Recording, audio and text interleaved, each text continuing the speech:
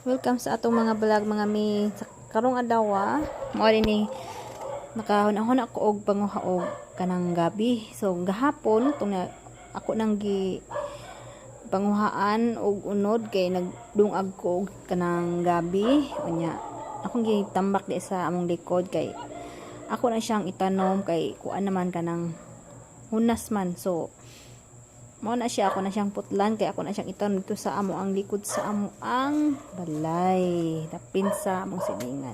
So putlan ako og dahon kay ako na siyang itanom para sa sunod nga harvest makakuha nako og daghan pang bunga. Kay katong mga niaging pag-harvest nako sa ako ang tanom nga gabi, daghan kog nakuha isa ka planggana. So diha ako na siya itanom dapit na day pang itsa nako na diha Pero gamay ra siya nga akong itanom kay tungod lagi daghan pud og mga nakatanom na iluy nagtanom po kog luy kalbasa ambot lang kung mabuhi ba kana siya diha pero katong nagtanom ko ditong napita so daghan punuan jud nga akong gitanom dito Nya lagi gusto pud nako nga mohatag so gitagaan pud ako akong mga silingan katong mga niagi nga nag-harvest ko kay daghan man so dili jud siya alam og kaon kay daghan man kog na harvest ng isa ka planggana nga pero gamay lang siya nga planggana nga ako ang gi-harvest mga mi. So diha na ko siya itanom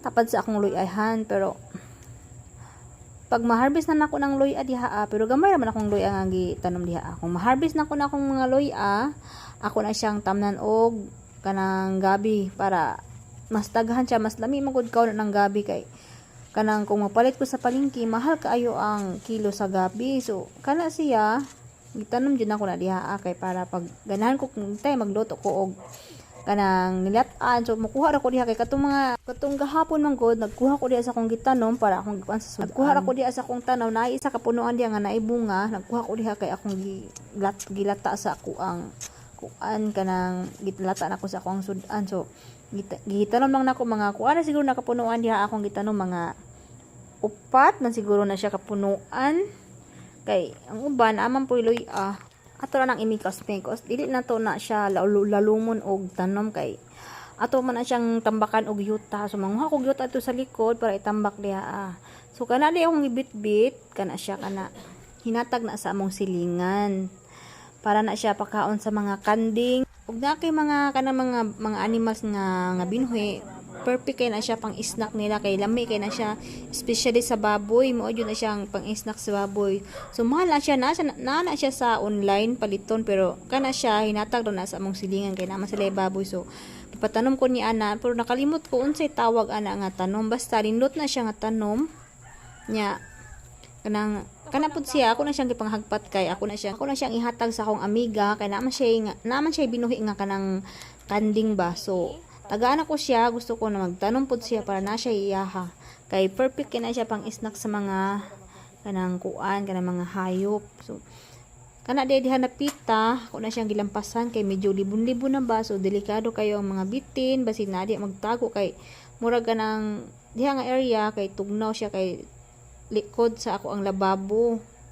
So mao na diha ako siyang gigunahan aron diha na ko itanom ang katong sanga sa katong amot unsa na siya nga mananapa nga tanom basta lindot na siya nga tanom kay nana siya sa online mahal po na siya. So nagpasalamat ko sa mong silingan kay gitagaan ko niya og sanga so katong sanga gihatag niya isa ra jud nabuhi mo nang nagpasalamat jud ko nga buhi ko og nakadagha niya.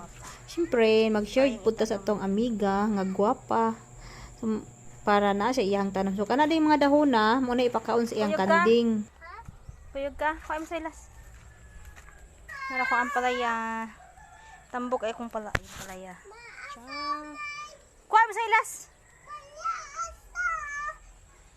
Kana diha nga area nagtanom ko og kanang ampalaya. So ganahan jud ko magtanom kay mas lindot man jud ang magtanom ka og mga tanom para dili na ka magpalit sa palengke kay mahal ka ayos tanan. Nya mo ni akong anak di ay mga mi. Ganahan kay ni siya maglakaw-lakaw, maglagla kay ni siya kaduwa sa among balay kay usar pa man among anak.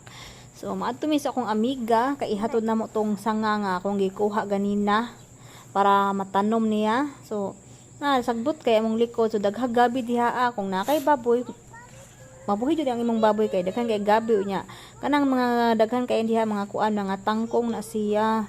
So dili jud magutom ang imong baboy kung naakay mga kanang mga hayop nga gibuhi. So katong last year di ay nagbuhi og baboy, sakpan man siya sa sakit. So karon wala na ko baboy kay ako man gibaligya. Abot jud ta sa balay sa atong amiga.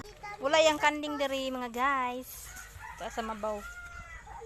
So ato na lang gibuta ang atong dala para siya na lang magpakaon daw sa iyahang kanding. So diha lang nato ibutang sa ubos kauban sa atong gidala nato nga sanga kay siya na lang akong patamnon.